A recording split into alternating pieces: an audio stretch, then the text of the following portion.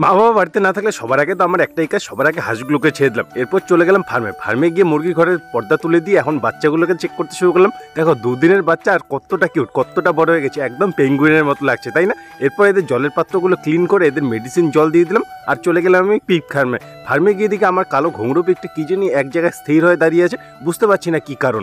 যাই হোক, এদের এখন রুমটাকে ক্লিন করতে শুরু করলাম। এখন ঠান্ডা তো পড়ে গেছে, তো এদের স্নান করানো যাবে না। এরপর এদের খাবার দিয়ে দিলাম আর সাথে যে কালো ঘুঙরু পিকটা আছে ওকে একটু কলার গাছ কেটে দিলাম। আর কলার গাছ দেখতে বাকিগুলোরও লল টপকাতে শুরু করলো। দেখো কিভাবে করুণভাবে চেয়ে আছে, তো বাধ্যতামূলক এদেরও কলার গাছ কেটে দিয়ে দিলাম। সত্যি এদের কাণ্ড দেখলে হাসি পায়। এখন রান্না করতে যাবো, ঘরে তো কোনো সবজি নেই, তো সোজা চলে গেলাম ব্যাগ নিয়ে হাটে। আজকে হাটবার, তো হাটে কম দামে সবজি পাওয়া যায়, তো ওই জন্য এক সপ্তাহের জন্য কিছু সবজি আর কিছু শাক নিয়ে শুয়ে চলে এলাম বাড়ি। আর কালকে যে একটা সিঙ্গেল কবিতর আমার ফার্মে রয়ে গেছিল, ওর জন্য অনেকে কমেন্ট করছে আরও একটা কবিতর নিয়ে এসো। কবিতর নিয়ে আসলে তো কোনো সমস্যা নেই, কিন্তু এর যে বাচ্চাগুলো আছে এগুলোকে আর খাওয়াবে না, বাচ্চাগুলো না খেতে পেয়ে মারা যাবে। এর পার্টনার আসলে এরকমই হবে, তো ওই জন্য এখন আর পার্টনার আনছি না। বাচ্চাগুলো একটু বড় হোক, তারপরে দেখা যাক এর কি ব্যবস্থা করা যায়।